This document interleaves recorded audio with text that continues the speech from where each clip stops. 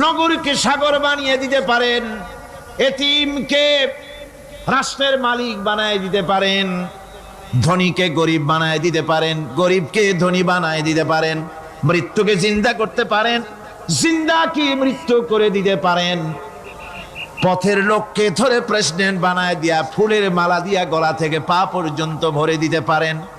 আবার আল্লাহ যদি নারাজ হয়ে যান, প্রেসিডেন্টের ফুলের মালার পরিবর্তে জুতার মালা গলায় দিয়া জেলখানার মধ্যে ঢুকাইয়া দিতে পারেন। তাহলে ক্ষমতাটা কার? বিশ্বাস করেন? সমস্ত ক্ষমতার মালিক আল্লাহ। আকীদা মজবুত হতে হবে। আমার মুসলমান ভাইরা, আকীদায় গড়বড় যদি হয়ে যায়, তাওহীদ বুঝতে যদি ভুল করেন, জীবন বরবাদ হয়ে যাবে। আর কিছু যদি না পারেন, অন্তত ঈমান ও আকীদাকে মজবুত করে যদি আল্লাহর দরবারে উঠতে পারেন, ফাকাদ ফাজা ফাওজান আযীমা, বিরাট কামিয়াবি আসবে কিয়ামতে। যদি আকীদাটাকে মজবুত করে না ওঠা যায় আল্লাহর দরবারে। সেজন্য আমি কোরআন আমাদেরকে কি শিখালো সেই কথাই বলছি। আল্লামাল কোরআন, কোরআন কি শিখায়ছে? তাবিজ শিখায় নাই। কোরআন আমাদেরকে শুধুমাত্র মাথা ঝুলে ঝুলে তেলাওয়াত এটা শিখায় না। কোরআন তেলাওয়াত করতে হবে, বুঝতে হবে, আমল করতে হবে। কোরআন শিখাচ্ছে। কে শিখাচ্ছে? কোরআন। তার মানে কে? আল্লাহ। কে শিখাচ্ছে? আল্লাহ সুবহানাহু ওয়া তাআলা শিখাচ্ছেন। বান্দা শোনো ভালো করে। ওয়াইয়ামসাসকাল্লাহু বিদুররিন ফালা কাশিফা লাহু ইল্লা হুয়া। আল্লাহ যদি তোমার কোনো ক্ষতি সাধন করতে চান, তাহলে সেই ক্ষতি থেকে তোমাকে কেউ রক্ষা করতে পারবে না। এটা হবে ঈমান। এটা কি? এই ঈমান যদি মনের মধ্যে আসে, আপনি বিরাট শক্তিশালী বিপ্লবী শক্তিতে পরিণত হয়ে যাবেন। আপনার যদি ঈমান থাকে যে দুনিয়ার কোন গুলির উপরে, কোন বুলেটের উপরে যদি আমার নাম লেখা থাকে, সারা পৃথিবী ওই গুলিবিদ্ধ হওয়া থেকে আমাকে বাঁচাইতে পারবে না। আর কোন গুলির উপরে, কোন বুলেটের উপরে যদি আমার নাম লেখা না থাকে, তাহলে গোটা বিশ্ব একযোগে প্রচেষ্টা করেও আমাকে গুলিবিদ্ধ করতে, এটার নাম কি?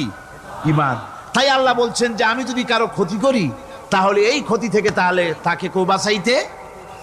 ওয়াইয়ামসাসকা বিখাইরিন ফাহুয়া আলা কুল্লি শাইইন কাদির। আর আল্লাহ রাব্বুল আলামিন যদি কারো কল্যাণ করতে চান, তাহলে তার কল্যাণকে কেউ ফিরায় দিতে পারে না। কল্যাণ থেকে কেউ কাউকে কল্যাণ থেকে মাহরুম করে দিতে পারে না। তার মানে হলো, আল্লাহ যদি কাউকে চুল ধরে, মাথা ধরে, কল্লা ধরে উপরের দিকে টানে, আর দুনিয়া যদি তার পাও ধরে নিচের দিকে টানে, তাহলে দুনিয়া পারবে? পারবে? আল্লাহ কল্যাণ করতে চাইলে কেউ ঠেকাইতে পারবে না, আর আল্লাহ অকল্যাণ করতে চাইলেও তার থেকেও কেউ বাঁচতে। ওয়া হুয়াল কাহিরু ফাওকা ইবাদিহি ওয়া হুয়াল হাকীমুল খাবীর। তিনি তার বান্দাদের উপরে একচ্ছত্র আধিপত্য রাখেন, একচ্ছত্র ক্ষমতার অধিকারী তার বান্দার উপরে। সমস্ত জিনিসের উপরে তিনি ক্ষমতা রাখেন। তিনি মহান বিজ্ঞানময়। এই তাওহীদ খুঁজে নিতে হবে। তাওহীদ অর্থাৎ আল্লাহ পাককে সমস্ত ক্ষমতার মালিক মনে করতে হবে। দেখুন, আমাদের জাতির পিতা কে? আমাদের জাতির পিতা মনে আছে তো? ভুল টুল করেন না তো? ভুল টুল করবেন না। আমাদের জাতি আত্মভোলা, মাঝে মধ্যে ভুল টুল করে বসে, আন্দাজে ফান্দাজে একটা বানায় বসে। আসলে জাতির পিতা মুসলমানদের কে? ইব্রাহিম আলাইহিস সালাম তাওহীদকে খুঁজছেন। এই কোরআন শরীফ আল্লাহ পাক বলছেন তাওহীদ তালাশ করতেছেন। কে স্রষ্টা? সর্বোচ্চ ক্ষমতার মালিক কে? হযরত ইব্রাহিম আলাইহিস সালাম তার এই তাওহীদ খোঁজার, তাওহীদ অন্বেষণ কাহিনীটাকে রব্বুল আলামিন কোরআনে কারীমের ভিতরে জায়গা দিয়ে দিলেন দুনিয়ার মানুষকে বোঝাবার জন্য, শোনাবার জন্য। ফালাম্মা জান্না আলাইহিল লাইলু রাআ কাওকাবান ক্বালা হাযা রাব্বী। তিনি রব সন্ধান করছেন, কে আমার স্রষ্টা, সর্বোচ্চ ক্ষমতার মালিক কে, আইনদাতাকে, বিধানদাতাকে, স্রষ্টাকে, কে তিনি, তাকে খুঁজছেন। মনের ভিতরে চিন্তা, মস্তিষ্কেই চিন্তা। হঠাৎ করে রাত এলো, পশ্চিম গগনে সুন্দর এক তারকা উদিত হলো, সান্ধ্য তারা। সন্ধ্যার সময় যে তারাটা ওঠে সেটা ছোট না বড়? বড়। সেটা সারা রাত থাকে না অল্প সময় থাকে? অল্প সময় থাকে। সান্ধ্য তারা দেখে ইব্রাহিম আলাইহিস সালাম বললেন, হ্যাঁ দা রব্বি, পেয়ে গেছি আমার রব, এটাই আমার রব, এটাই হচ্ছে আমার স্রষ্টা, এটাই হচ্ছে সর্বময় ক্ষমতার মালিক। আল্লাহ পাক বলেন, ইব্রাহিম আলাইহিস সালাম তাকিয়ে থাকলেন। কিছুক্ষণ পরে এই তারকা যখন অস্তমিত হয়ে গেল, ইব্রাহিম আলাইহিস সালাম তখন বললেন, ফালাম্মা আফালা ক্বালা লা উহিব্বুল আফিলিন। যে জিনিস অস্তমিত হয়ে যায় তাকে আমি মহব্বত করি না, পছন্দ করি না, সে রব হতে পারে না। যে রব হবে তার আবার উদয় অস্ত কিসের? কিছুক্ষণ পরে চন্দ্র উদিত হলো, চাঁদ দেখে ইব্রাহিম আলাইহিস সালাম বললেন, ফালাম্মা রাআল কমারা বাযিগান ক্বালা হাযা রাব্বি। চাঁদ দেখে বললেন, এটাই আমার রব, এটাই আমার স্রষ্টা, এটাই আমার বিধানদাতা। ফালাম্মা আফালা ক্বালা লাইন লাম ইয়াহদিনি রাব্বি লাআকুনান্না মিনাল কওমিদ দাল্লিন।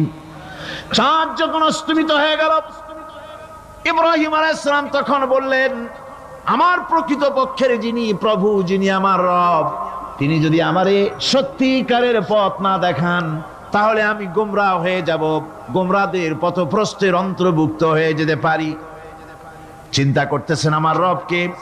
তারকা দেখলাম অস্তমিত হয়ে গেল, চাঁদ দেখলাম ডুবে গেল, তাহলে আমার রবকে?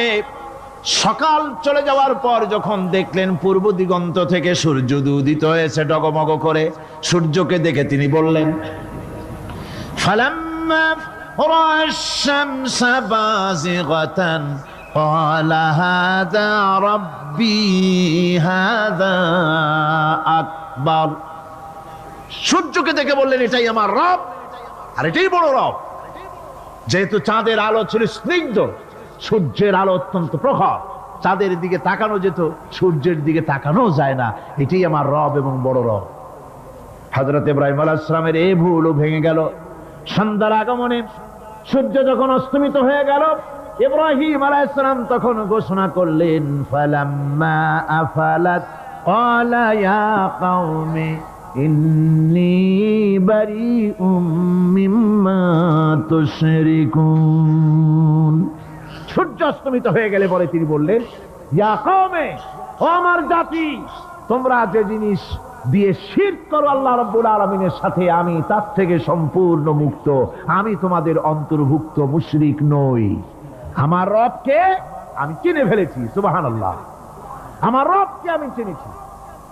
ইব্রাহিম আলাইহিস সালাম ঘোষণা করলেন, ইন্নী ওয়াজ্জাহাতু ওয়াজহিয়া লিল্লাযী ফাতারাস সামাওয়াতি ওয়াল আরদা হানিফা।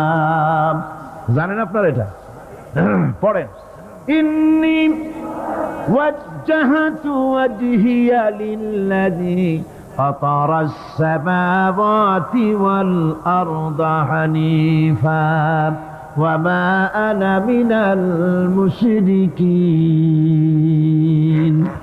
নিশ্চয়ই আমার এই মুখমণ্ডলকে ফিরাই দিলাম, দুনিয়ার সব দিক থেকে মুখ ফিরাইয়া আমার এই মুখ ফিরালাম সেদিকে, সেই স্রষ্টার দিকে, যিনি আকাশ, জমিন, চন্দ্র, সূর্য, গ্রহ, নক্ষত্র, সৌররাজি, মানব মণ্ডলী সবকিছুকে যিনি সৃষ্টি করেছেন, আমি তার দিকে আমার মুখকে ফিরিয়ে দিলাম। তিনি ছাড়া কোনো রব নাই, প্রভু নাই, আর আমি মুশরিকদের অন্তর্ভুক্ত নহি। হযরত ইব্রাহিম আলাইহিস সালাম তাওহীদকে বুঝে ফেললেন, আল্লাহকে চিনে ফেললেন। আমার বন্ধুগণ, আজ মুসলমান হয়ে আমরা আল্লাহকে চিনতে পারি নাই, আল্লাহর ওয়াহদানিয়তকে আমরা বুঝতে পারি নাই।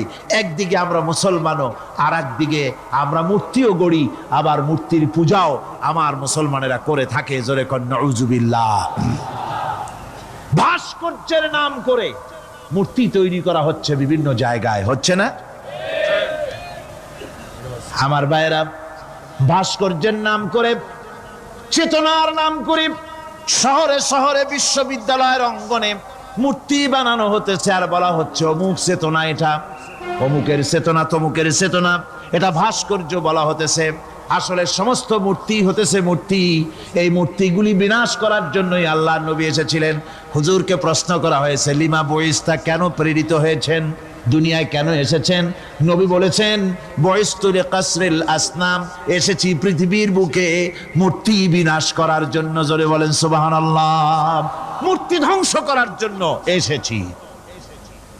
আল্লামা ইকবাল, বিশ্বকবি, কবি সম্রাট আল্লামা ইকবাল বলছেন, বুত সেকন উঠে গয়ে বাকি জু রহে বুতগর হ্যাঁ, बुत शकन उठ गए बाकी जू रहे बुतगर है, था बिराहिम पिदर और पिसर आजर है।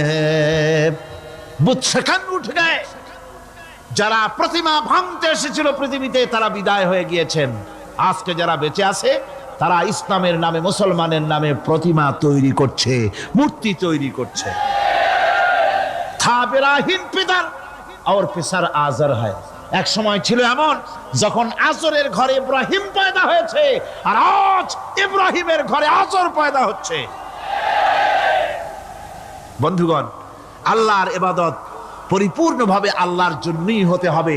মূর্তির সাথে, মূর্তি তৈরি করার সংস্কৃতির সাথে মুসলমানদের কোনো সম্পর্ক থাকতে পারে না। জোরে বলেন, পারে? পারে না। বিশ্ববিদ্যালয়ের অঙ্গনে, রাস্তার মোড়ে মোড়ে চেতনার নাম করে মূর্তি যারা বানাচ্ছেন গায়ের জোরে, আল্লাহর কসম, আল্লাহর দরবারে উঠতে হবে একদিন, সেদিন মজা টের পাবে। কারে বলে চেতনা? মূল চেতনা তো সেদিন জাগ্রত হবে। আজকে তো আসল চেতনা আসে নাই, চেতনা হবে সেই দিন। চেতনা কারে কয়?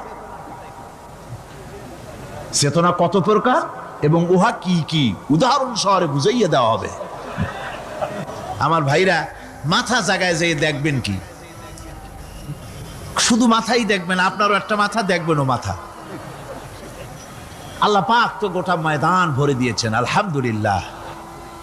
আমি প্রথম দিন বলেছিলাম, কোরআনের মাহফিলের চাইতে শ্রেষ্ঠ মাহফিল আল্লাহর আকাশের নিচে জমিনের উপরে আর নাই। হাদিস শরীফের ভিতরে এসেছে, এই মাহফিলে যখন আপনি আসতেছিলেন, হাজার হাজার ফেরেশতা আপনার পেছনে পেছনে এসেছে, আপনার আমল নামায় নেকি লিখেছে। রাসূলুল্লাহ বলছেন, বান্দারা যখন কোরআন শোনার জন্য, আল্লাহর জিকিরের জন্য, কোরআনের জন্য যখন বসে যায়, আল্লাহর রহমতের ফেরেশতারা মাহফিলের চতুর্দিকে তারা ঘিরে দাঁড়িয়ে যায় আকাশ পর্যন্ত। এই মাহফিল ঘেরাও হয়ে আছে ফেরেশতা দিয়া। কি দিয়া? কার কথা?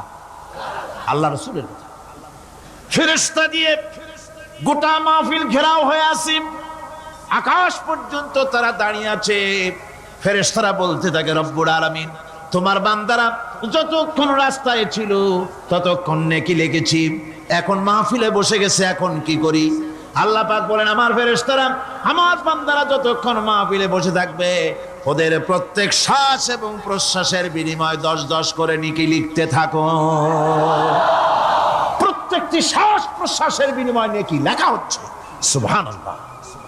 আপনারা পাড়ায় জান্নাতে বসে আছেন। মাজালিসুল ইলম হিয়া রাওদাতুম মিন রিয়াদিল জান্নাহ, এটা জান্নাতের টুকরায় আপনারা বসে আছেন। জোরে কোন সুবহানাল্লাহ। কারো বাপের কথা বলা হচ্ছে না, কার্ল মার্কসের কথা নয়, লেনিনের কথা নয়, পৃথিবীর কোন মানুষের কথা নয়, কথা হচ্ছে আমার আল্লাহর কথা। কার কথা? আর হচ্ছে তার হাবিব বিশ্ব নবী জনাব মুহাম্মদ রাসূলুল্লাহ সাল্লাল্লাহু আলাইহি ওয়াসাল্লামের কথা। আমার ভাইয়েরা, সুতরাং তাওহীদকে বুঝতে হবে, বিশ্বাস করতে হবে, তাওহীদের উপরে জীবন গড়তে হবে। তাওহীদ হচ্ছে বিশ্ব মানবতার জন্য ঐক্যের প্রতীক। তাওহীদই পারে বিশ্ব মানবতাকে ঐক্যবদ্ধ করতে, আর কোনো জিনিসই পারে না। আমার ভাইরা, কোরআনে কারীম বলছে, কুল ইয়া আহলাল কিতাবি তাআলাউ ইলা কালিমাতিন সাওয়াইন বাইনানা ওয়া বাইনাকুম আল্লা না'বুদা ইল্লাল্লাহ। ঐক্যের কথা, বিশ্বব্যাপী মানব মণ্ডলীর ঐক্যের কথা, ইউনিটির কথা, স্বাধীনতার গ্যারান্টির কথা, মানবতার কথা, মানুষকে বেঁচে থাকার কথা। হে নবী বলুন, হে আহলে কিতাবেরা, এসো তোমরা আর আমরা এমন একটা কথায় ঐক্যবদ্ধ হই যা তোমাদের জন্য আর আমাদের জন্য সমভাবে প্রযোজ্য। কথাটা কি? কথাটা হচ্ছে আল্লাহ না'বুদা ইল্লাল্লাহ। আল্লাহ ছাড়া কারো গোলামি করব না, আল্লাহ ছাড়া কারো গোলামি করব না। এটা মানো। ও দুনিয়ার মানুষ, খ্রিস্টান হও, ইহুদি হও, হিন্দু হও, নাসারা হও, আওয়ামী লীগ হও, বিএনপি হও, জাসদ হও, খাসদ হও, বাসদ হও, যেই হও না কেন, যারা মানুষ সব এক হয়ে যাও, আল্লাহ ছাড়া কারো গোলামি করব না।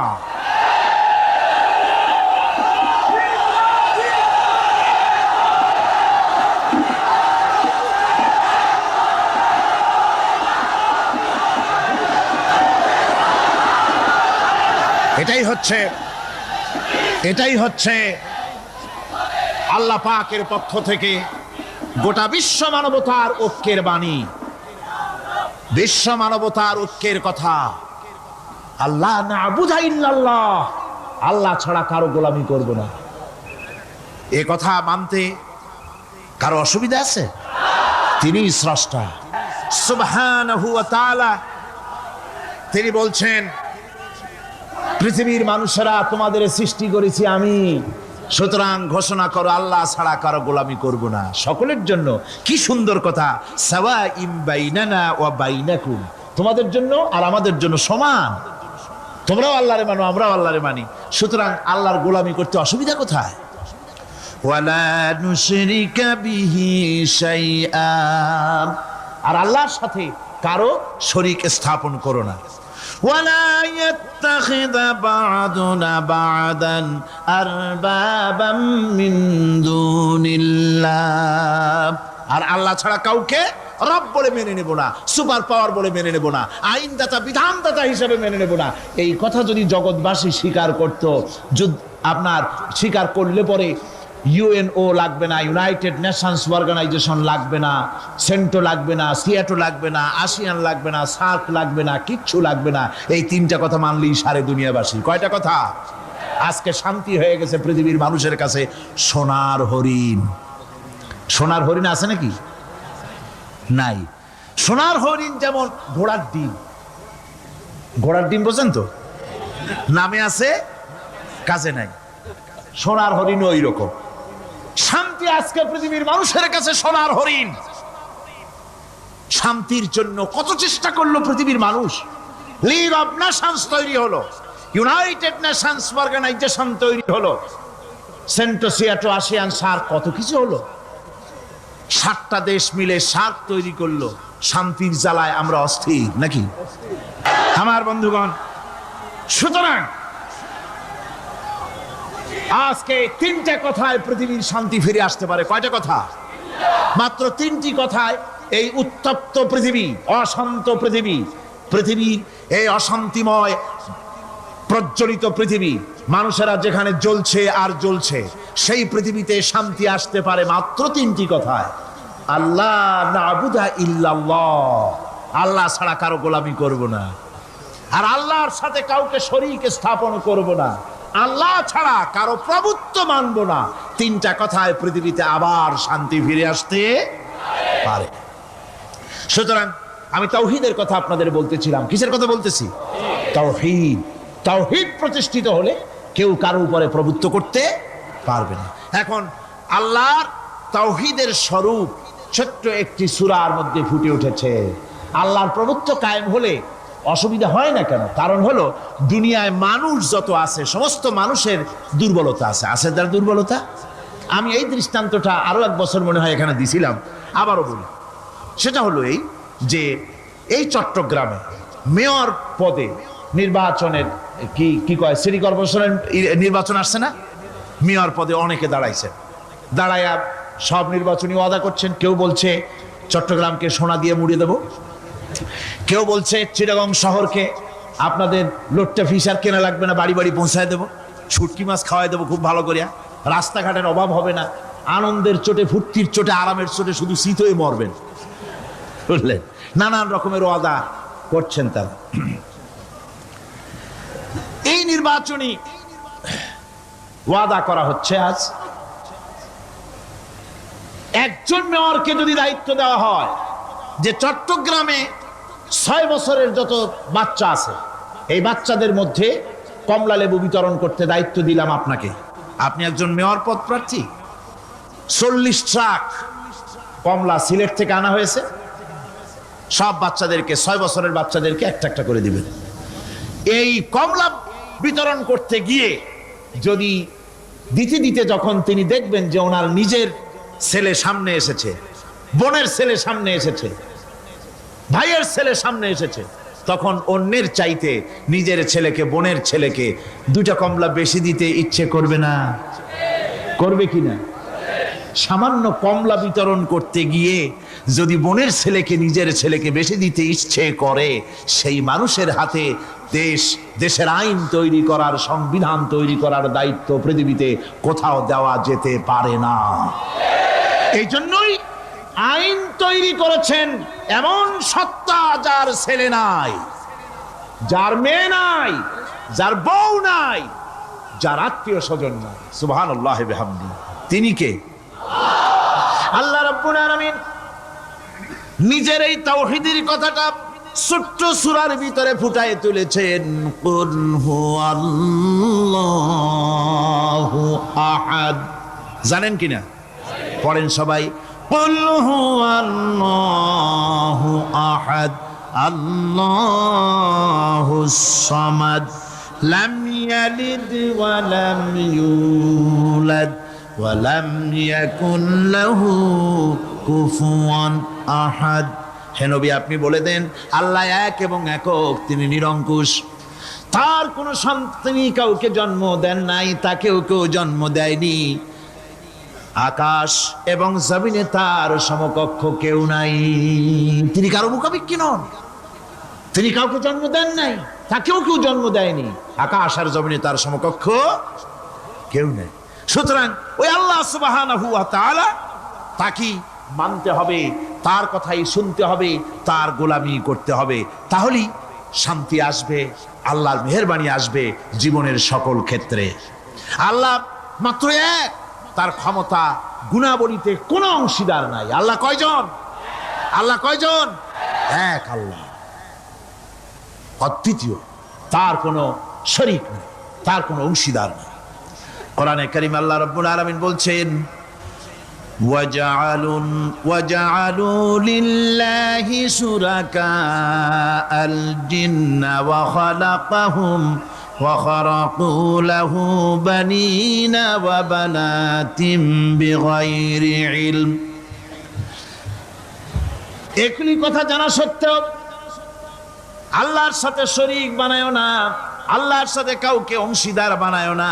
তার কোনো ছেলে নাই, মেয়ে নাই, অথচ তিনি সবাইকে সৃষ্টি করেছেন। সুবহানাহু ওয়া তাআলা আম্মা ইয়াসিফুন। পবিত্রতা সেই আল্লাহ পাকের, এবং তিনি তার সম্পর্কে যে চিন্তা করে লোকেরা যা কিছু বলে, এর থেকে আল্লাহ পাক ঊর্ধ্বে। কে? তোমরা সমস্ত পুত্র সন্তানগুলি নিজের জন্য নিয়ে নিলে, আর কন্যা সন্তানগুলি দিলে আমাকে, কেমন তোর ভাগ করলে? এটা আল্লাহ পাকের কোনো সন্তান নাই, আল্লাহ রাব্বুল আলামিনের কোনো সন্তান নাই, স্ত্রী নাই, পুত্র নাই, কেউ নাই। আল্লাহ পাক বলেন, বাদিউস সামাওয়াতি ওয়াল আরদ, আসমান এবং জমিনের উদ্ভাবক হচ্ছেন তিনি। আন্না ইয়াকুনু লাহু ওয়ালাদুন ওয়া লাম তাকুন লাহু সাহিবা, তিনি তো তার সন্তান হবে কি করে? তার তো জীবন সঙ্গিনী নাই, তার তো স্ত্রী নাই। আল্লাহ বলছেন আমার তো স্ত্রী নাই, অথচ তোমরা আমার সন্তান বানাচ্ছ। অথচ আমি সবকিছুকে সৃষ্টি করেছি। সবকিছুর স্রষ্টা কে? যালিকুমুল্লাহু রাব্বুকুম লা ইলাহা ইল্লা হুয়া খালিকু কুল্লি শাইইন ফা'বুদুহু ওয়া হুয়া আলা কুল্লি শাইইন কাদির। যালিকুমুল্লাহু রাব্বুকুম, তিনি এই হচ্ছে তোমাদের আল্লাহ, তিনি তোমাদের রব, তিনি ছাড়া কেউ নাই।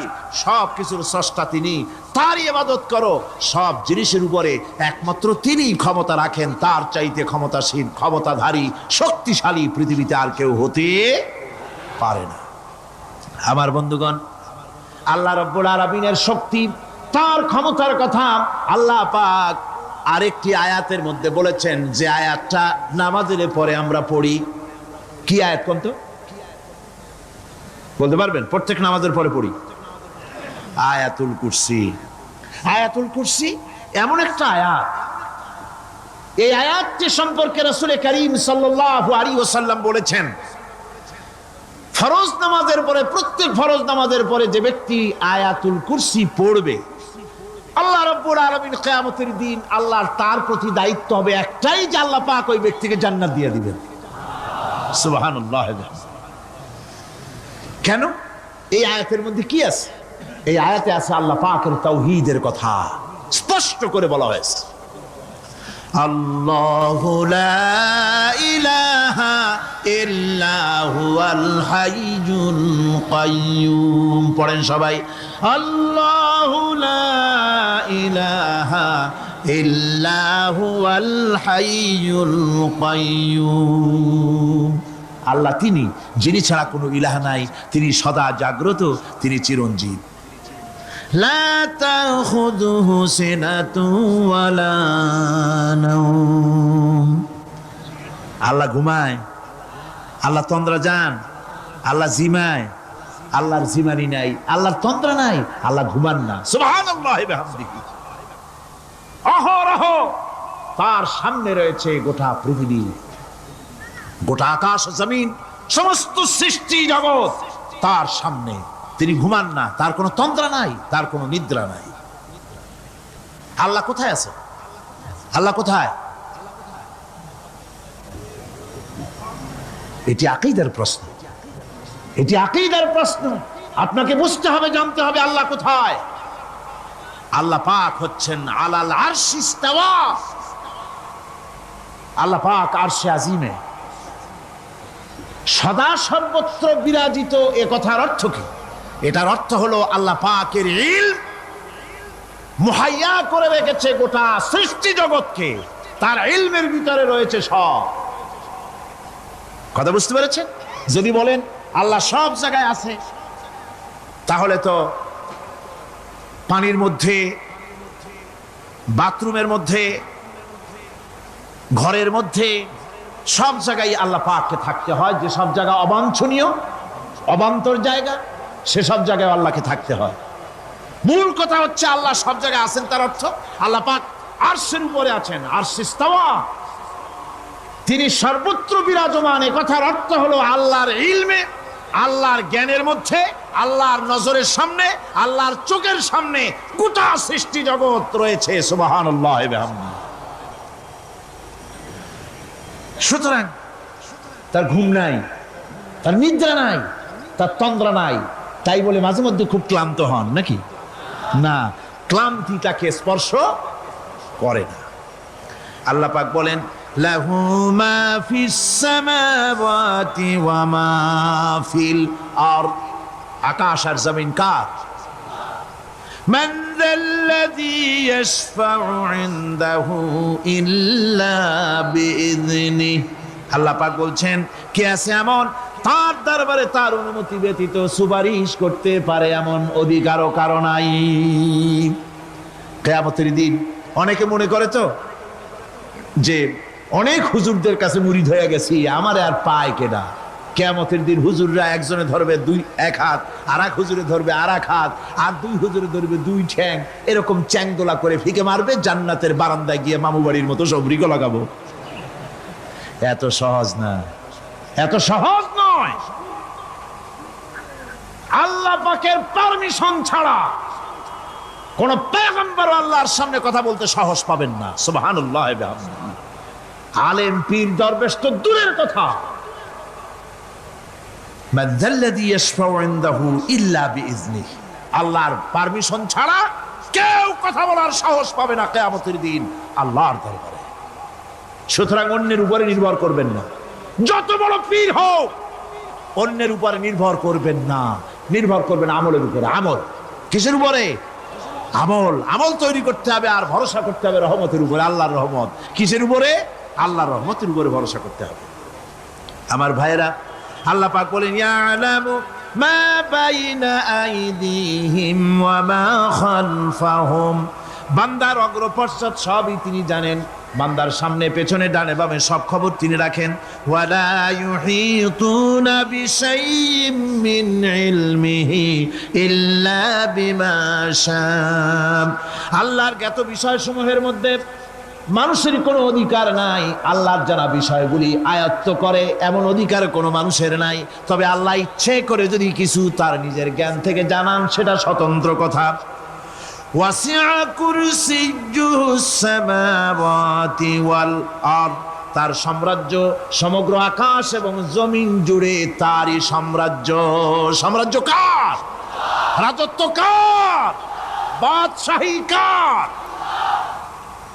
ওয়ালা ইয়াউদুহু হিফযুহুমা ওয়া হুয়াল আলিয়্যুল আযীম, এই সবের রক্ষণাবেক্ষণ এমন কোনো কঠিন নয় যা তাকে ক্লান্ত করে দিতে পারে। সুবহানাল্লাহি ওয়া বিহামদিহি। আকাশ এবং জমিন, সমস্ত সৃষ্টি জগৎ, এগুলি এমন কোনো ব্যাপার না আল্লাহর কাছে যেগুলি সব কন্ট্রোল করতে গিয়ে তিনি ক্লান্ত হন, শ্রান্ত হন, বিশ্রাম নিতে হয় না।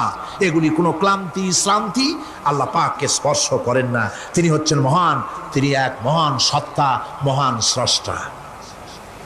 আল্লাহর জ্ঞান এবং ক্ষমতা সর্বাধিক, সবচাইতে বেশি জ্ঞান এবং ক্ষমতা আল্লাহ সুবহানাহু ওয়া তাআলা।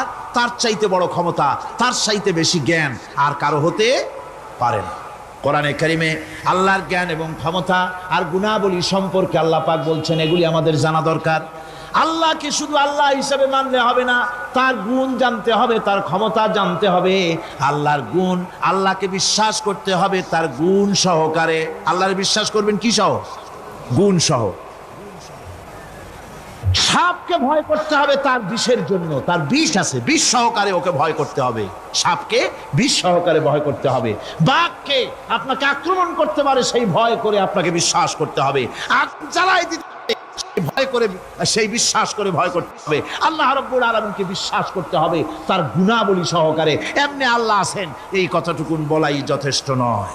কোরআনে কারীম বলছে, হুয়াল্লাহুল্লাযী লা ইলাহা ইল্লা হুয়া আলিমুল গায়বি ওয়াশ শাহাদাতি হুয়ার রাহমানুর রহিম, তিনি আল্লাহ, যিনি ছাড়া কোনো ইলাহ নাই, তিনি পরম দাতা, তিনি দয়ালু। আল্লাহর এভাবে বিশ্বাস করতে হবে। হুয়াল্লাহুল্লাযী লা ইলাহা ইল্লা হুয়াল মালিকুল কুদ্দুসুস সালামুল মুমিনুল মুহাইমিনুল আজিজুল জব্বারুল মুতাকাব্বির, তিনি বাদশা, তিনি আল্লাহ, যিনি ছাড়া কোনো ইলাহ নাই। তিনি বাদশা, তিনি মহান, তিনি পবিত্র, তিনি শান্তির ধারক, তিনি নিরাপত্তার আধার, রক্ষণাবেক্ষণকারী একমাত্র তিনি। তিনি পরাক্রমশালী, সর্বজয়ী, তার উপরে কারো কোনো ক্ষমতা নাই। সুবহানাল্লাহি আম্মা ইউশরিকুন, আল্লাহ পাক পুত পবিত্র তারা যে সমস্ত জিনিস দিয়ে আল্লাহর সাথে শরীক স্থাপন করে। হুয়াল্লাহুল খালিকুল বারিউল মুসাউবিরু লাহুল আসমাউল হুসনা। তিনি আল্লাহ, যিনি সৃষ্টিকারী, যিনি পরিকল্পনাকারী, আকার আকৃতি রচনাকারী। তার অনেক সুন্দর সুন্দর নাম রয়েছে আল্লাহ পাকের। সুতরাং আপনারা মুনাজাত করার সময়, দোয়া করার সময়, আল্লাহ বাগদাদের ওসিলায় আমারে মাফ করো, খাজা বাবার ওসিলায় মাফ করো, আজমিরের ওসিলায় মাফ করো না, হারাম। মুসলমান বলবে আল্লাহ তোমার রহমান নামের ওসিলায় আমারে মাফ করো। সুবহানাল্লাহ পড়েন, জোরে কোন সুবহানাল্লাহ। হে আল্লাহ তোমার রহিম নামের ইজ্জতে আমাকে মাফ করো, তোমার জালালের ইজ্জতে আমাকে মাফ করো। তুমি গফুর, তুমি গফার, তুমি আল্লাহ, তোমার চাইতে বড় কেউ নাই। আল্লাহ তোমার ইজ্জত, তোমার শানের কসম, তোমার শানের ওসিলায় তুমি আমাকে মাফ করে দাও। তোমার শান, তোমার বরকত, তোমার রহমান নামের বরকতে আল্লাহ আমি গরিব মানুষ, আমারে পয়সা দাও, আমি ঋণগ্রস্ত, আমাকে ঋণ মুক্ত করে দাও। এইভাবে আল্লাহ পাকের, আল্লাহ বলেছেন আমার আসমাউল হুসনা, আমার সুন্দর সুন্দর নাম আছে, ফাদউ বিহা, আমার নাম সুন্দর সুন্দর নাম দিয়ে আমারে ডাকো। সুবহানাল্লাহ। কার নাম ধরে ডাকবেন? কার নাম ধরে ডাকবেন? খবরদার ভুল করবেন না, খবরদার ভুল করবেন না। আল্লাহকে দিয়ে ডাকুন, আল্লাহর কাছে বলুন সব কথা। কাকে বলবেন? ইউসাব্বিহু লাহু মা ফিস সামাওয়াতি ওয়া মা ফিল ইউসাব্বিহু লাহু মা ফিস সামাওয়াতি ওয়াল আরদ ওয়া হুয়াল আজিজুল হাকীম। আসমান জমিনে যা কিছু আছে সব আল্লাহর পবিত্রতা ঘোষণা করছে, আল্লাহর তাসবিহ পড়ছে। তুমি শুধু গাফেল, তুমি আল্লাহরে ডাকো না। তোমার মরণ হয় গিয়ে কোথায় কবর আছে, মাজার আছে, ওই সব জায়গায় গিয়ে মরো আল্লাহরে থুইয়া। আজীব তামাশা, আজীব তামাশা। দুনিয়ার সব আল্লাহর জিকির করছে, আল্লাহর স্মরণ করছে, আল্লাহর তাসবিহ পড়ছে। জোরে কোন সুবহানাল্লাহ। আমার ভাইরা, আমরা কার কথা বলছি? মোহাব্বতের সাথে বলেন কার কথা? আমার আল্লাহকে কেউ যদি অন্তরের অন্তঃস্থল থেকে একবার যদি ডাকে আল্লাহ, আমার ভাইরা, মনের ডাক আর মুখের ডাক একরকম। দিল সে जो बात निकलती है असर रखती है पर नहीं मगर ताकते परवाज रखती है। অন্তর থেকে যে কথা বেরোয় সে কথা প্রভাব বিস্তার থাকে, ডানা নাই কিন্তু ওড়ার ক্ষমতা রাখে। অন্তর থেকে কথা বলা, মুখের কথা বলা আলাদা। কলিজা, অন্তরের অন্তঃস্থল থেকে, হৃদয়ের কন্দর থেকে কেউ যদি একটা বার বলে আল্লাহ, কোন বান্দা যদি অন্তরের অন্তঃস্থল থেকে একবার যদি আল্লাহকে ডাকে আল্লাহ, আল্লাহ পাক 70 বার সাড়া দিয়া বলেন বান্দা কি চাও, আমি হাজির। কি চাও? আমি তোমার কাছে আছি। সুবহানাল্লাহ, সুবহানাল্লাহ। এই আল্লাহ রাব্বুল আলামিনকে মহব্বত করতে হবে। তাওহীদের তাকাজা, তাওহীদের মূল বক্তব্য হচ্ছে ভালোবাসতে হবে আল্লাহকে। কাকে ভালোবাসতে হবে? বউর চাইতে, মায়ের চাইতে, বাপের চাইতে, সন্তানের চাইতে, জীবনের চাইতে কাকে ভালোবাসতে হবে? আল্লাহ সুবহানাহু ওয়া তাআলা, তাকে ভালোবাসতে হবে। আল্লাহ রাব্বুল আলামিন বলেন ওয়া মিনান নাসি মান ইয়াত্তাখিযু মিন দুনিল্লাহি আনদাদান ইউহিব্বুনাহুম কাহুব্বিল্লাহ। আল্লাহর যারা আল্লাহ ছাড়া অপর শক্তিকে আল্লাহর প্রতিদ্বন্দ্বী মনে করে, তারা আল্লাহকে ছেড়ে অন্যকে বেশি ভালোবাসে। আর ইমানদাররা কি করে? ওয়াল্লাযীনা আমানু আশাদ্দু হুব্বান লিল্লাহ। যারা নাকি ইমানদার তারা জীবনের সব চাইতে আল্লাহ রাব্বুল আলামিনকে বেশি ভালোবাসে। আল্লাহকে বেশি ভালোবাসে যারা নাকি ইমানদার। সুতরাং আল্লাহকে বেশি ভালোবাসতে হবে, মুহাব্বত করতে হবে আল্লাহকে বেশি। আল্লাহ পাককে তাওহীদের মূল বক্তব্য, আল্লাহকে বেশি ভালোবাসো। তাওহীদের মূল বক্তব্য হচ্ছে আল্লাহ পাককেই সেজদা করো। সেজদা কারে করবেন? কারে করবেন? আল্লাহ পাক বলেন ওয়া মিন আয়াতিহিল লাইলু ওয়ান নাহারু ওয়াশ শামসু ওয়াল কমার। আল্লাহ পাকের অসংখ্য নিদর্শনাবলীর মধ্যে তার নিদর্শন হতেছে তিনি চাঁদ সৃষ্টি করেছেন, সূর্য সৃষ্টি করেছেন। লা তাসজুদু লিশ-শামসি ওয়ালাল কামার ওয়াসজুদু লিল্লাহিল্লাযী খালাকাহুন্না ইন কুনতুম ইয়্যাহু তা'বুদুন। চন্দ্রকে সিজদা করো না, সূর্যকে সিজদা করো না, যেহেতু চাঁদ আর সূর্যকে আমি আল্লাহ তৈরি করেছি। সিজদা কেবলমাত্র আমি আল্লাহ রব্বুল আলামিনকে করবে, আর কারো সামনে নয়। সিজদা কেবলমাত্র কার? আমার দেশের লোকেরা বোঝে না, অনেক পীর সাহেবের সামনে গিয়াও কি করে, আবার কদম বুসিও করে। কদম বুসি করতে গিয়া সিজদার মতো হয়ে যায়, মাথা নিচু করে।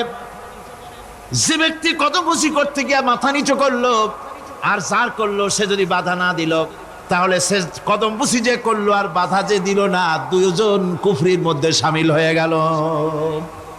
সিজদা কাউকে করা যাবে না আল্লাহ ছাড়া। কাকে করতে হবে?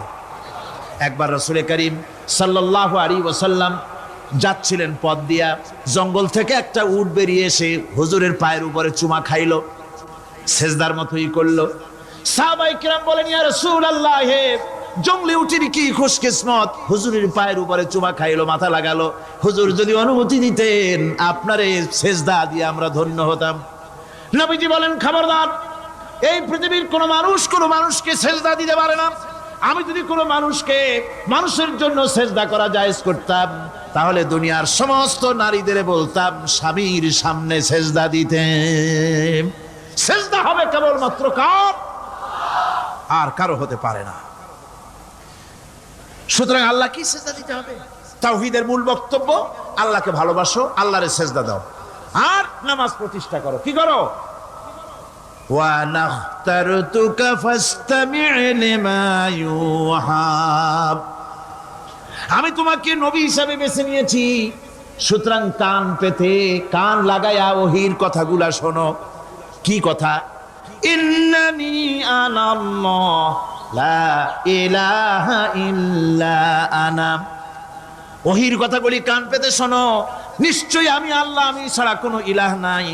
ফা'বুদনি ওয়াকিমিস সালাতা লিযিকরি, অতএব আমার গোলামি করো, আমার দাসত্ব করো, আমার আনুগত্য করো, আর আমার শরণার্থে নামাজ কায়েম করো, নামাজ প্রতিষ্ঠা করো।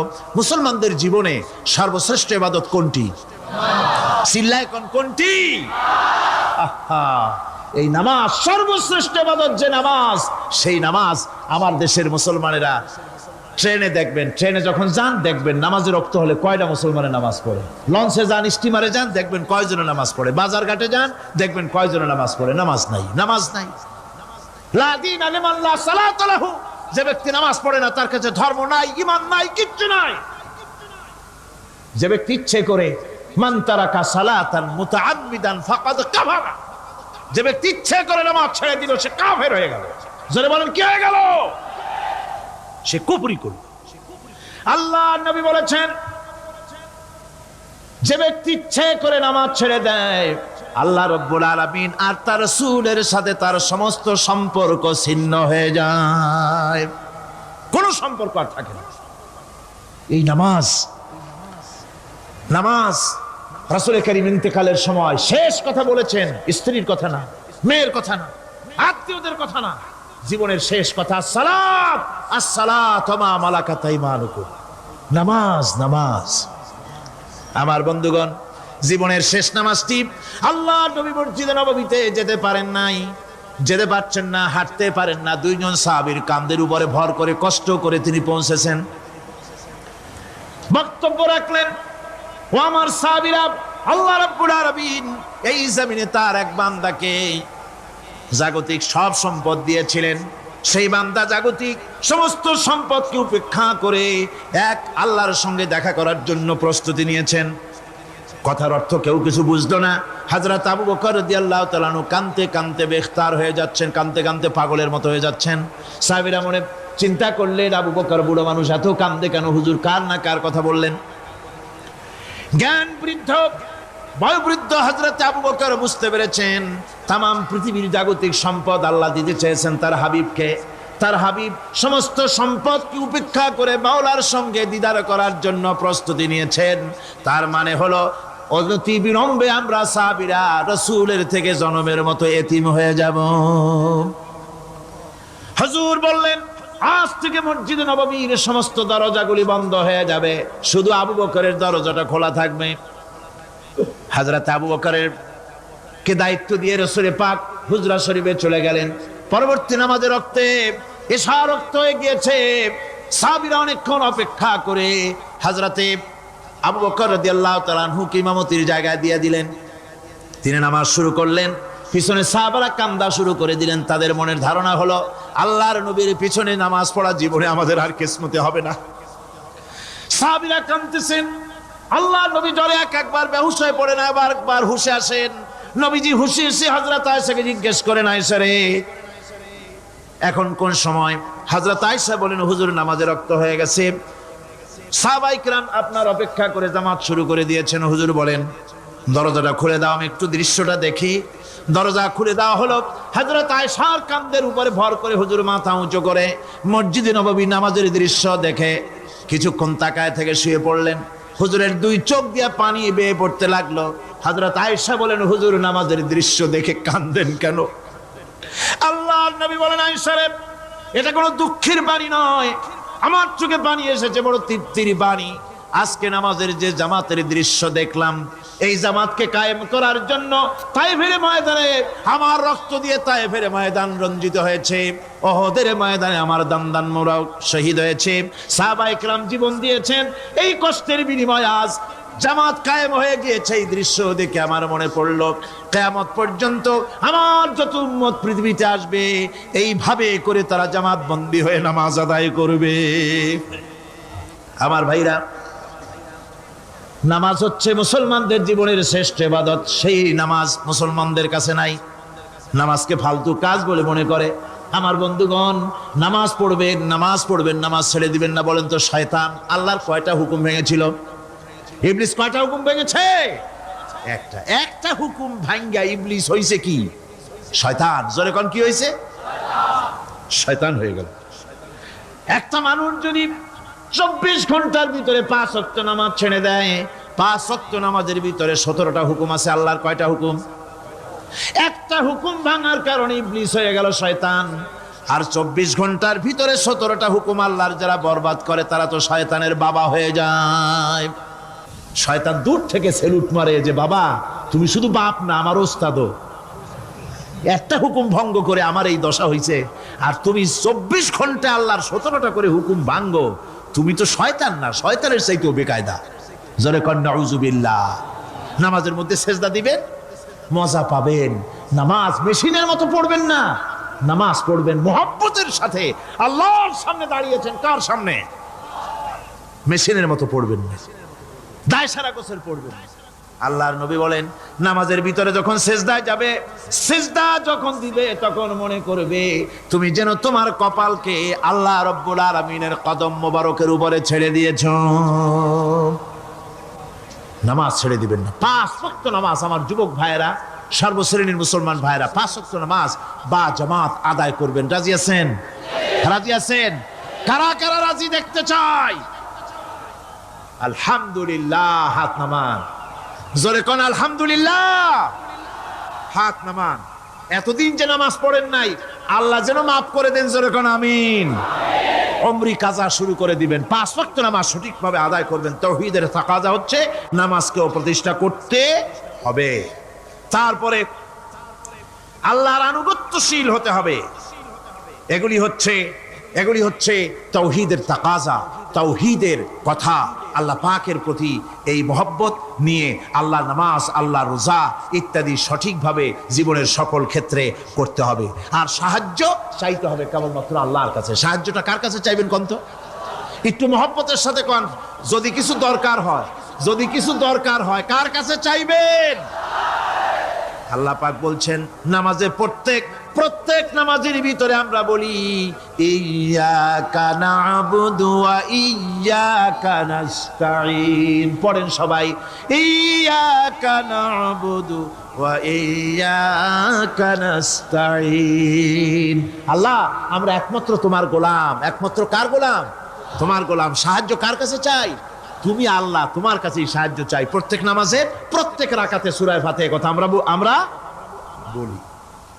আমার বন্ধুগণ, নামাজের মধ্যে কথা বলা সত্ত্বেও আমরা নামাজের ভিতরে আল্লাহ রাব্বুল আলামিনের কাছে সাহায্য চাই বলে বলি, কিন্তু সাহায্যটা আল্লাহর কাছে চাই না। যখন ছেলে হয় না, বিবাহ করেছে 10 বছর হয়ে গেছে, সন্তান হয় না, খাজা বাবার কবরের কাছে গিয়া বলে, খাজা বাবা ছেলে নাই, একটা ছেলে দাও। জোরে কোন নাউজুবিল্লাহ। আছে না এমন? বাজে বস্তান নাকি আছে না? হ্যাঁ, বাইজিদ বস্তান, আস্তানা। সেখানে যে গাছের সাথে ইট বাঁধতে হয়, ইট যেমন ভার হবে, মেয়ে লোকের পেটের মধ্যে এরকম বাচ্চায় ভার হবে। নাউজুবিল্লাহ, কি আকীদা, কি খারাফাত! আস্তাগফিরুল্লাহুল আযীম। কোন মুসলমানের করা উচিত না ভাই, কোন মুসলমানের এমনটি কাজ করা উচিত না। আস্তানার কচ্ছপের সাথে আর গাছের দড়ি বাঁধার সাথে সন্তান গ্রহণের কি সম্পর্ক? কোরআনে কারীম আল্লাহ রাব্বুল আলামিন বলেন, আমি যাকে খুশি পুত্র দান করি, যাকে খুশি মেয়ে দান করি, যাকে খুশি ছেলেও দেই মেয়েও দেই, যাকে খুশি আমি কিছুই দেই না। ছেলে দেওয়ার মালিক কে? আকীদাটা সংশোধন করে জানাজ। খবরদার, কোন মাজারে গিয়া কিছু চাইবেন না। কার কাছে চাইবেন? ওই দেখুন আল্লাহ পাক বলেন, ফাইযা ফারাগতা ফানসাব ওয়া ইলা রাব্বিকা ফারগাব। আল্লাহ পাক বলেন, বান্দারে যখন তুমি খালি হাত হয়ে যাবে, হাতে যখন কিছু থাকবে না, অসহায় হয়ে যাবে, তখন তুমি দাঁড়ায় যাও, হাত দুটি আমার দরবারে ফেলায়া দাও। খালক কি রন্দায়ে হুয়ে, दुनिया की ठुकराए हुए आए हैं तेरे दर पर हाथ फैलाए हुए। আল্লাহর দরবারে হাত তোলো, আল্লাহর কাছে হাত পাতো। হাত পাতবেন কার কাছে? আল্লাহ পাকের কাছে। আল্লাহ শিখাই দিলেন, খালি হাত যখন হয়ে যাবে, আমার কাছে চাও, আমার কাছে দাঁড়াও, কারো কাছে চাইও না, আমারে বলো। বুখারী শরীফের ভিতরে এসেছে, স্যান্ডেলের ফিতা কাছা যদি ছিঁড়ে যায়, মানুষের কাছে চেও না, আমি আল্লাহর কাছে চাও। আমার কাছে চাও, আমি দিব। আল্লাহর ভান্ডারে অভাব আছে? জোরে কোন অভাব আছে? অভাব নাই। বিপদে পড়ে গেছেন, মুসিবতে পড়ে গেছেন, মাজারে গিয়া, খবরদার কোন মাজারে গিয়া কিছু চাইবেন না। মাজারে গিয়া নিজের প্রয়োজনের কথা বলবেন না, পরিষ্কার হারাম, হারাম কোনো সন্দেহ নাই। মাজারে গিয়া কিছু চাইবেন না, চাইবেন আল্লাহর কাছে। আপনি দেখুন, ইউনূস আলাইহিস সালাম বিপদে পড়লেন, আপনি কি ইউনূস আলাইহিস সালামের চাইতে বেশি বিপদে পড়ছেন নাকি? কোন ইউনূস আলাইহিস সালামের চাইতে অত বড় বিপদে দুনিয়ার কোন মানুষ পড়ছে কোনোদিন? আমার ভাইয়েরা, মাছে গিলে ফেলেছে, মাছ পানির অথল তলদেশে চলে গেছে, মাছের পেটের ভিতরে জানলা নাই, দরজা নাই। হযরত ইউনূস আলাইহিস সালাম লক্ষ্য করলেন, এখন তো আর বাঁচতে পারবো না, মরা ছাড়া পথ নাই। ইউনূস আলাইহিস সালাম চিৎকার মারলেন, লা ইলাহা ইল্লা আনতা সুবহানাকা ইন্নী কুনতু মিনাজ জালিমিন। পড়েন সবাই, লা ইলাহা ইল্লা আনতা সুবহানাকা ইন্নী কুনতু মিনাজ জালিমিন। লা ইলাহা ইল্লা আনতা, আল্লাহ তুমি ছাড়া কেউ নাই, তুমি ছাড়া কেউ নাই, কোনো ইলাহ নাই, মাবুদ নাই। আমি তোমার পবিত্রতা ঘোষণা করছি, তুমি দয়া করে আমাকে বাঁচাও, আমি আমার নিজের উপর জুলম করেছি। আমার বন্ধুগণ, এত বড় মারাত্মক বিপদের ভিতরে ইউনূস আলাইহিস সালাম যখন চিৎকার মারলেন, পানির ভিতরে বসে, মাছের পেটের ভিতরে বসে, আল্লাহ রাব্বুল আলামিন চুপ করে থাকলেন না, সঙ্গে সঙ্গে রাব্বুল আলামিন জবাব দিয়া দিলেন, فاستجبنا له ونجيناه من الغم وكذلك ننجي المؤمنين। আমি বললাম, ইউনূস তুমি বিপদে পড়েছ, তুমি যখন চিৎকার মারলে তোমার চিৎকারের আওয়াজ দুনিয়ার কেউ শোনে নাই, কোন রাজা বাদশাহ, তোমার আত্মীয় বন্ধু বান্ধব কেউ শোনে নাই। নদীর অতল তলদেশে মাছের পেটের ভিতরে বসে যে চিৎকার তুমি মারলে পৃথিবীর কেউ শোনে নাই, আমি তোমার আরশের মালিক আল্লাহ রব্বুল আলামিন শুনেছি। শুধু শুনি নাই, জবাব দিয়া দিলাম, মাছের পেটের ভিতরে বেদনার সৃষ্টি করে দিলাম। মাছ ভেটে উঠল নদীর উপরে, ব্যথার চোটে মাছ দেখলো, বমি করা ছাড়া পথ নাই। মাছ দরিয়ার কিনারে গিয়া বমি করে ফালাই দিল ইউনূস আলাইহিস সালামকে। আল্লাহ বলেন, ইউনূস রে বাঁচায় দিলাম। ও পৃথিবীর মুমিনেরা, শুধু ইউনূসকে নয়, পৃথিবীর মুমিন বান্দারা যখন বিপদে পড়বে আর আমার কাছে যদি তারা প্রার্থনা করে, আমার কাছে সাহায্য চাই, ওয়া কাযালিকা নুজিল মুমিনিন, এইভাবে করে আমি মুমিনদেরকেও বিপদ থেকে বাঁচাইয়া দিব। জোরে কান সুবহানাল্লাহ। ওয়াদা কার? ওয়াদা কার? সুতরাং মাজারে নয়, মসজিদে গিয়া কানবেন। কোথায় গিয়া কানবেন? কোথায়? মসজিদে গিয়া কানবেন। আমার বন্ধুগণ, আল্লাহ রাব্বুল আলামিন বলেন, ইয়ানসুরকুমুল্লাহু ফালা গালিবা লাকুম, আল্লাহ যদি তোমাকে সাহায্য করেন তবে কোন শক্তি তোমাকে তার উপরে জয়ী হতে পারবে না, কেউ তোমাকে তার থেকে ফিরাতে পারবে না। আর যদি আল্লাহ তোমাকে জিল্লতি দেন, যদি তোমাকে আল্লাহ পাক লাঞ্ছিত করেন, তোমাকে কেউ সম্মান দিতে পারবে না। দেখুন, ইব্রাহিম আলাইহিস সালামকে নমরুদ আগুনের মধ্যে ফালাই দিবে। জিবরাইল বলছেন, ইব্রাহিম আমার কাছে সাহায্য চাও, আমি তোমার বাঁচায় দেব, আগুনটারে নিভায় দিব। কত বড় কথা, আমি বাঁচাই দেবো, আমার কাছে বলো না। ইব্রাহিম আলাইহিস সালাম জিবরাইলের কাছে সাহায্য চাইছে? কোন চেয়েছেন?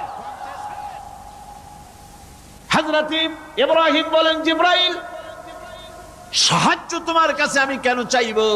তোমার কাছে সাহায্য চাওয়ার প্রশ্ন ওঠে না, কারণ আমি এমন কোন অন্ধ আল্লাহর ইবাদত করি না যে আল্লাহ তার গোলামের দুঃখ নিজের চোখে না দেখেন। আমি আগুনে পড়ে গেলে, আগুনে জ্বললে পরে আমার আল্লাহ যদি খুশি হন, তাহলে এরকম আগুনে 1000 বার পড়ে জীবন দিতে আমি ইব্রাহিম রাজি আছি। ইব্রাহিম আলাইহিস সালাম আগুনে পড়ে গেলেন। আল্লাহ পাক দেখলেন ইব্রাহিম পাস করছে। কোন ডিভিশন? ফার্স্ট ক্লাস, ফার্স্ট হয়ে গেছে। আগুনের ভিতরে পড়ে গেলেন আল্লাহ পাক, সঙ্গে সঙ্গে আল্লাহ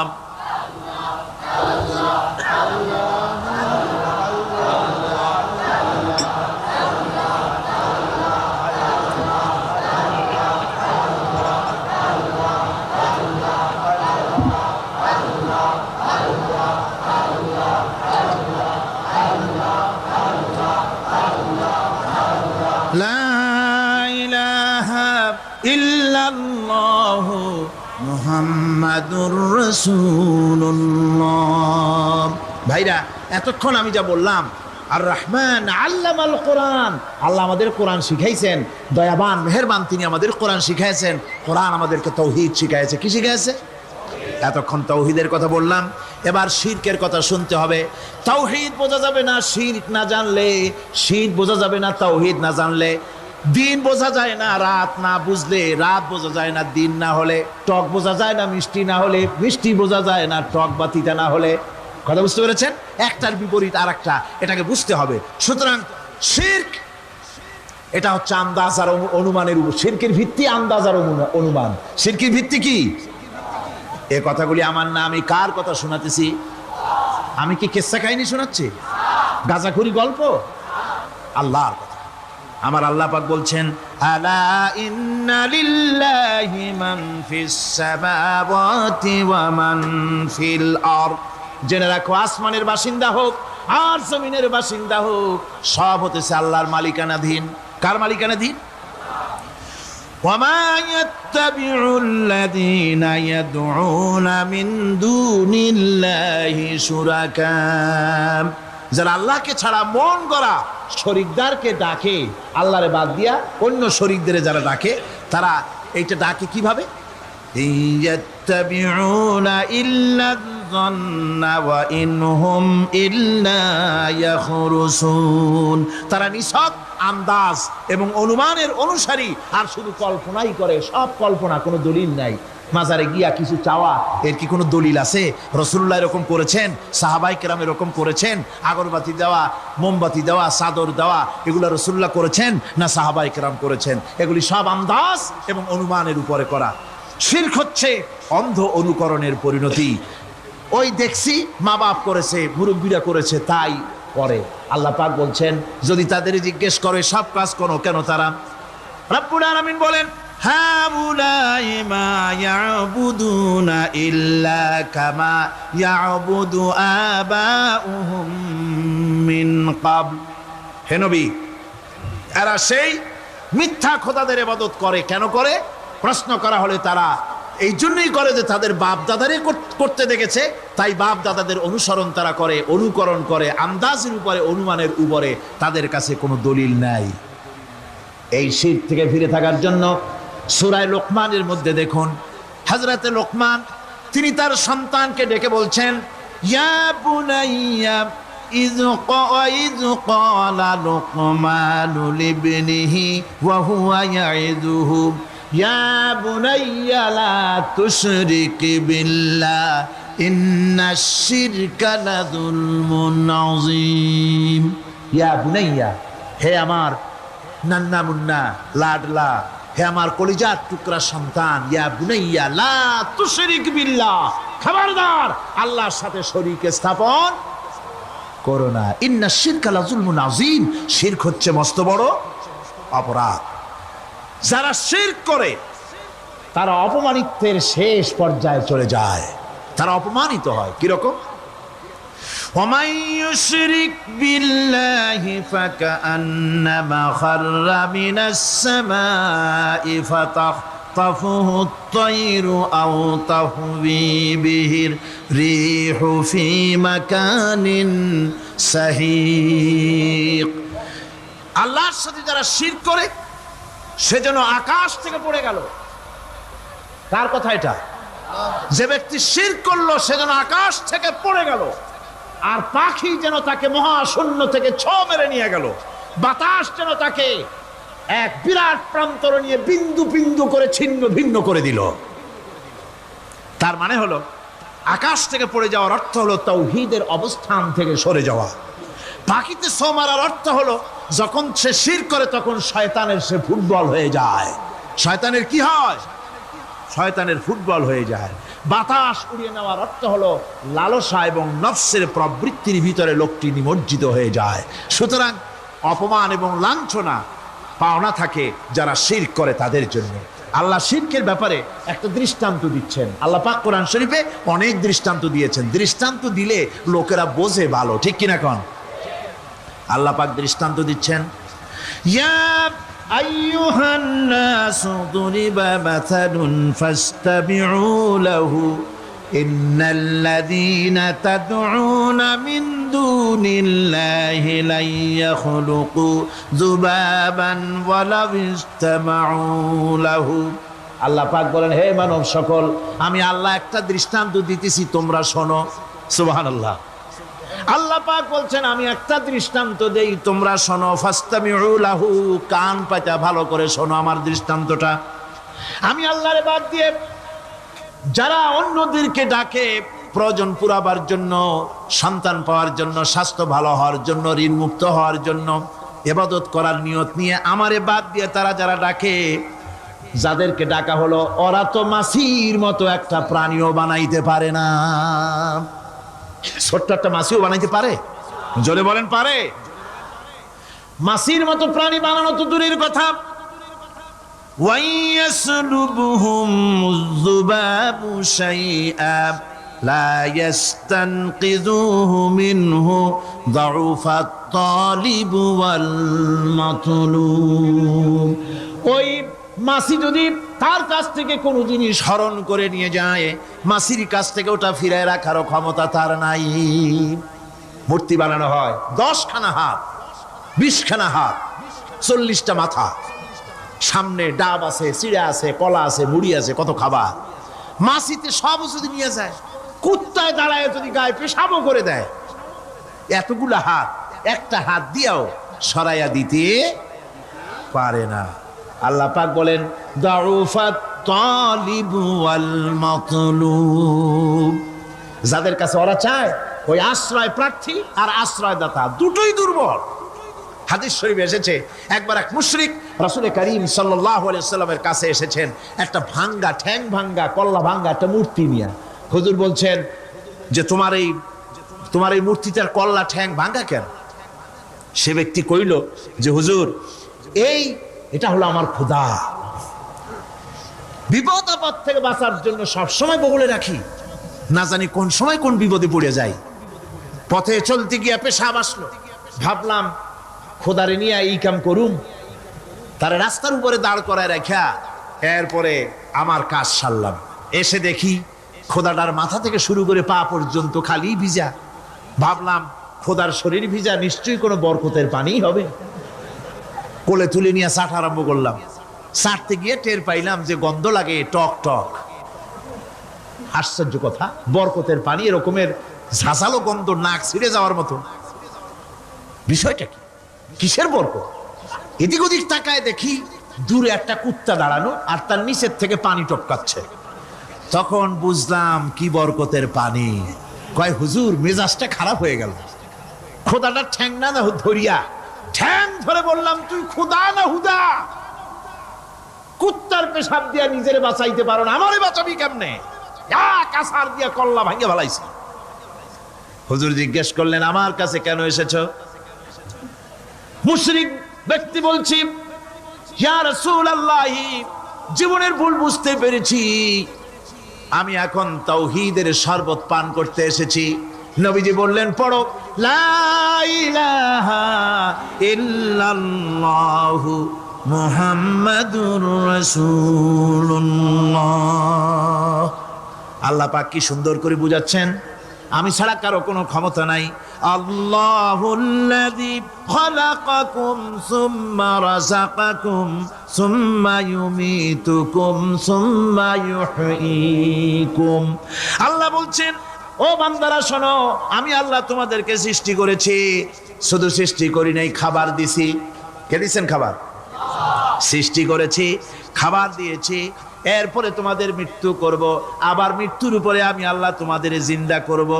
হাল মিন শুরাকাইকুম মাইয়াফআলু মিন যালিকুম মিন শাই। তোমরা তাদের পূজা করো, তোমরা তাদের ইবাদত করো, আমি আল্লাহ ছাড়া আমি যে সব কাজ করি এই সব কাজ তোমাদের ওই সব দেবদেবতীরা করতে পারে? আল্লাহ বলেন পারে না। সুবহানাহু ওয়া তাআলা আম্মা ইউশরিকুন। সাহাবীরা বললেন রাজুলুন মিন আশরাফিন নাস, খুব সম্ভ্রান্ত বংশের ব্যক্তি, সুপরিচিত, যদি কোথাও বিবাহের প্রস্তাব দেয়, আওয়াজ কমাও, এটার আওয়াজ কমাও, যদি কোথাও বিবাহের প্রস্তাব দেয় সাথে সাথে তার সঙ্গে বিয়ে দেওয়া হবে, যদি কোথাও অনুমতি চায় তার জন্য গেট খুলে দেওয়া হবে। খুব সম্ভ্রান্ত। নবীজি চুপ থাকলেন। কিছুক্ষণ পরে আরেকজন গেল। নবীজি বললেন এ কেমন? রাজুলুম মিন ফুকারাইল মুহাজিরিন, এ দরিদ্র লোক, যদি কারো ব্যাপারে সুপারিশ করে তার কথা কেউ শুনবে না। আওয়াজ কমাইতে হবে, তাহলে এত আওয়াজ আসে কেন কানে? আচ্ছা, আমার এগুলো লাগে না, আমি তো আর সাইদ না, হ্যাঁ, আমি হলাম বুড়া মানুষ। তো বলতেছিলাম যে এবার একজন দরিদ্র লোক যায়, এটা কেমন? দরিদ্র, এর কেউ পাত্তা দেয় না। নবীজি বললেন ওই যে আগে যে গেল ওর মতো আসমান জমিনের মাঝে যতটুকু জায়গা আছে ওই লোক দিয়ে যদি ভরা হয় আর এই দরিদ্রটারে যদি এক পাল্লায় রাখা হয় তো আল্লাহর কাছে ওর ওজন বেশি। আন্তর্জাতিক খ্যাতি সম্পন্ন না হইলে আর বক্তা হওয়া যায় না। বক্তা হইলে কি আন্তর্জাতিক খ্যাতি সম্পন্ন, সুললিত কণ্ঠস্বর, সুমধুর কণ্ঠস্বর, সারা বাংলায় সারা জাগানো, কি কি যেন লেখে, কি কি যেন বলে, এইগুলো দিয়ে কিছু হয়?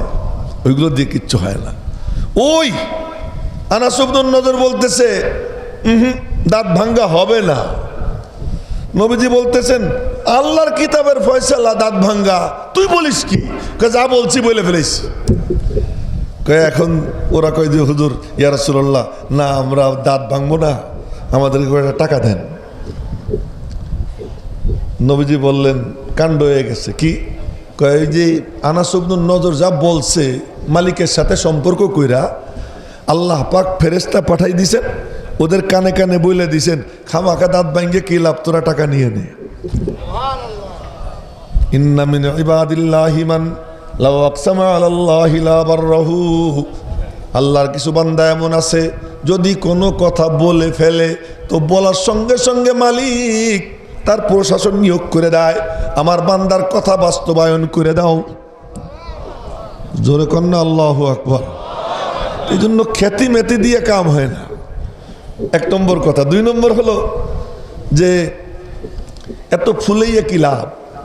মোটা মানুষে কেউ যদি চাপ দেয় সে চিকুন হয় না, আর চিকুন মানুষে যদি পাম দেয় সেও কিন্তু মোটা হয় না, যে যেমন তেমনই থাকে। আমি কেমন যেমন আছি তেমন, পাম দিলে ফুলবো না, কিন্তু যদি ভিতরে কিছু থাকে হ্যাঁ তাহলে কারো পামও দেওয়া লাগবে না, এমনি বের হবে। এই যে মাদ্রাসা, আমি কিন্তু গল্পই করি, এই যে মাদ্রাসা, এই মাদ্রাসার মার নাম দারুল উলুম দেওবন্দ। ওই দারুল উলুম দেওবন্দের প্রথম ছাত্র তার নাম শাইখুল মাহমুদ হাসান দেওবন্দি। মনে রাখবেন তো? হ্যাঁ মনে রাখেন। ওই মাদ্রাসাটা হয়েছিল ডালিম গাছতলায়, ডালিম গাছ পাশে ডাস্টবিন, ওখান দিয়ে যাইতেছিলেন হযরত সৈয়দ আহমদ শহীদ বেরলভী রহমতুল্লাহ আলাই। সবাই নাকে রুমাল দিছে, তখন থেকে প্রায় 100 বছর আগে নাকে রুমাল দিয়া গন্ধ গন্ধ, আর উনি ওখানে নাক দিয়ে টানতেছেন বাতাস।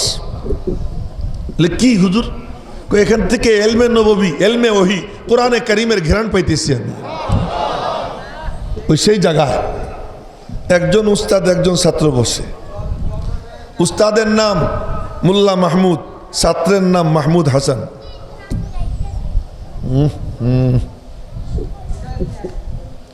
উস্তাদের নাম মোল্লা মাহমুদ, ছাত্রের নাম মাহমুদ হাসান। শুনেন, যেহেতু গল্প চলে আসলে শুনাইতেছি। তো মোল্লা মাহমুদ উস্তাদ, ছাত্রের নাম মাহমুদ। উস্তাদ একজন, ছাত্র একজন। কোনো বিজ্ঞাপন নাই, কোনো বিজ্ঞাপন নাই, কোনো লিফলেট নাই, কোনো ফেস্টুন নাই, কোনো ব্যানার নাই, কিচ্ছু নাই। কিন্তু ওখানে বসে একজন উস্তাদ একজন ছাত্র পড়ানো শুরু করছে, বিসমিল্লাহির রহমানির রহিম। পড়েন না? বিসমিল্লাহির রহমানির রহিম। এই যখন পড়া শুরু হয়ে যায়, কি আজীব ব্যাপার, চতুর্দিকে ঘ্রাণ ছড়ায়, ঘ্রাণ ঘ্রাণ ছড়াইতে ছড়াইতে ছাত্র আসতেই থাকে, আসতেই থাকে। উপরে কোনো ছাদ টাদ কিছুই নাই, বিল্ডিং টিল্ডিং কিচ্ছু নাই, গাছতলায় মাদ্রাসা, গাছতলায় মাদ্রাসা, ডাস্টবিনের পাশে মাদ্রাসা, ওই দূরে একটা মসজিদ, মসজিদের ছাত্তা, ওই ছাত্তা মাদ্রাসা মসজিদ। এখন গাছতলায় মাদ্রাসা, ছাত্র আসে আর ভর্তি হয়, আসে আর ভর্তি হয়, চত্বর পুরা ভরে গেছে। এখন ছাত্রদের উপর তো একটু চাল টাল দেওয়া লাগে, চাল কই থেকে দিবে? কাসেম নানুতুবি রহমতুল্লাহ আলাই আল্লাহ পাক সুযোগ করে দিছেন, খানায় কাবার তওয়াফ করছেন, হজে চলে গেছেন। তওয়াফ কইরা দরওয়াজার সামনে দাঁড়াইয়া দুই হাত পাইতে বলে, মেরে সর হো তেরে দর হো, মেরে দিল হো তেরে ঘর হো। আল্লাহু আকবার বলে ফেলেন না একবার। मेरे सर हो तेरे दर हो, मेरे दिल हो तेरे घर हो, तमन्ना मुख्तसर सी है मगर तमहीद तुलानी। मेला दूर থেকে আইছি আল্লাহ তোমার দরওয়াজায় ভিক্ষা চাওয়ার জন্য, তোমার কাছে ভিক্ষা চাওয়ার জন্য অনেক দূর থেকে আসছি। तेरे दर पे आना मेरा काम था, मेरी बिगड़ी बनाना तेरा काम है। তোমার দরওয়াজায় আসা আমার কাম ছিল, হাত পাতা আমার কাম ছিল, দেওয়া তোমার কাম। সুবহানাল্লাহ। আগামীকাল বলেন, আরো জোরে বলেন সবাই সুবহানাল্লাহ। এইটাই তো পুঁজি, এই পুঁজি নিয়েই তো যাব। এই অভ্যাস যার হবে মরণের সময় মুখ দিয়ে বের হয়ে যাবে আল্লাহ। এই অভ্যাস যার হবে মরণের সময় মুখ দিয়ে বের হয়ে যাবে আল্লাহ। যে যেমন জীবন যাপন করবে মরণের সময় তার মৌতটা এরকম হবে। তো আল্লাহ আল্লাহ বলতে অভ্যস্ত হবো কে কে? ইনশাআল্লাহ অভ্যস্ত হবো তো ইনশাআল্লাহ। আল্লাহ তৌফিক দান করুক। তো এবার দোয়া টোয়া করে আইছেন, আল্লাহর কাছে দোয়া করতে হয় আর মানুষকে জানাইতে হয়। দোয়া করতে হয় কার কাছে? চাইতে হয় আল্লাহর কাছে, আর মানুষকে বলতে হয় যেমন দিনের কাজ করব দাও। নবীজি নিজে হাত পাচ্ছেন, নবীজি হাত পাচ্ছেন, উনি এসে হাত পাচ্ছেন, দাও। একজন দিছে 3 টাকা, কয় টাকা? একজন দিছে 6 টাকা, একজন দিছে 12 টাকা। এই করতে করতে উঠছে 300 টাকা, ইন্ডিয়ান টাকা 300 টাকা। 300 টাকা উঠছে, মিটিং বসছে, বিল্ডিং বানাইতে হবে। এই লক্ষ্য করেন এটা কোন মাদ্রাসা, বিল্ডিং বানাইতে হবে, মিটিং বসছে। তো মিটিংয়ের মধ্যে বেশি লম্বা করব না, সংক্ষেপে বলতেছি। সিদ্ধান্ত হয়েছে বিল্ডিং করব, আগামীকাল সকালে ভিত্তি রাখবো, 5 বুজুর্গ 5টা ইট গাড়বে, এই সিদ্ধান্ত হয়েছে। সকালবেলা ফজরের সময় হযরত শাহ রফিউদ্দিন রহমতুল্লাহ আলাইহি উনি বলতেছেন বিল্ডিং এর নকশা আঁকা হয়ে গেছে। আল্লাহু আকবার, ভালো করে কয় না। কারো কারো মুখ দেখি কালা, এখানে বসে কারো মুখ কালা থাকে, এটা জান্নাতের বাগান কেনা বলেন আপনারা? হ্যাঁ, নবীজি বলছেন জান্নাতের বাগান। জান্নাতের বাগানে বসে কারো মুখ কালা থাকে? এখন যদি কেউ মরেন তো জান্নাতের বাগানে মরণ হবে। হ্যাঁ, সুতরাং মুখ কালা থাকবে না, একটু খুশি খুশি ভাব, মালিক তুমি আমার জান্নাতের বাগানে বসাইছো, ফেরেশতাও আমার পাশে বসে রয়েছে, চারদিকে ফেরেশতা ঘিরে রাখছে, তুমি আমাদের দিকে তাকাইয়া মুস্কি মুস্কি হাসতেছো। আল্লাহু আকবার কই তো সব গবেষণা করে, এক দলে বলে আর এক দলে বলে না, সবাই মিলে বলেন আল্লাহু আকবার। তো এবার বলতেছেন নকশা আঁকা হয়ে গেছে। কোথায়? আমি এখনো দেখি নেই, চলেন একসঙ্গে গিয়ে দেখি। এখন গিয়ে দেখে নকশা আঁকা। নকশা কি? কিসের নকশা? কাজ রাত্রে নবীজি আসছিলেন। আল্লাহু আকবার বলবে না এখনো ভালো করে। আর নবীজিরে স্বপ্নে দেখা মানে বাস্তবে দেখা। ও বাবা জান, মোবাইল পকেটে, আর হেলানো দেওয়া যাবে না। হ্যাঁ, হেলান দেওয়া যাবে না, আমার দিকে চাইয়ে থাকতে হবে। আমি কিন্তু এমনি ওয়াজ করি না, গল্প করি, গল্প মনোযোগ দিয়ে শুনতে হবে। এবার নবীজি আসছিলেন, তিনি আমারে নিয়ে লাঠি দিয়ে দাগ দিয়ে গেছেন, এবং দাগ দিছেন যে দাগ পড়ে রয়েছে, দাগ পড়ে রয়েছে। নবীজির যদি কেউ স্বপ্ন দেখে এটা কেমন বাস্তব, সুবহানাল্লাহ। হ্যাঁ, কেমন বাস্তব, কেমন বাস্তব। আল্লাহ, এক বুজুর্গ স্বপ্নে দেখতেছেন নবীজি মাথার চুল আশ্রাইতেছেন, চুল আশ্রাইতেছেন। নবীজি তো চুলওয়ালা ছিলেন না? আহা, আল্লাহ পাক তার চুলের কসমও খাইছেন। ওয়াদ্দুহা, তোমার নূরানি চেহারার কসম, ওয়াল্লাইলি ইযা সাজা, তোমার কালো চুলের কসম, তোমার কালো চুলের কসম। তো আল্লাহ পাক নবীজির চুলের দিকে তাকাই থাকতেন, বড় মজা নিয়ে তাকাইতেন, বড় মজা নিয়ে দেখতেন। আল্লাহ পাক নবীজির কসম খান, লাআমরুকা, দোস্ত তোমার জিন্দেগির কসম। আবার বলে লা উকসিমু বিহাদাল বালাদ, আমি মক্কার কসম খাই। আল্লাহকে জিজ্ঞেস করি, আল্লাহ মক্কার কসম কেন খাও? মক্কায় তোমার ঘর এই জন্য? না না না। মক্কায় জান্নাতি পাথর হজরে আসওয়াদের জন্য? না না না। মক্কায় জমজম কুয়া এই জন্য? না না না। মক্কায় মাকামে ইব্রাহিম জান্নাতি পাথরের জন্য? না না না। বলে কেন? লা লা লা, এজন্য না। উকসিমু বিহাদাল বালাদ, এই নগরের কসমের জন্য খাই। বলে কেন খাই? আনতা হিল্লুম বিহাদাল বালাদ, আমি দেখি এই নগরের অলিগলিতে আমার মাহবুব ঘুরতে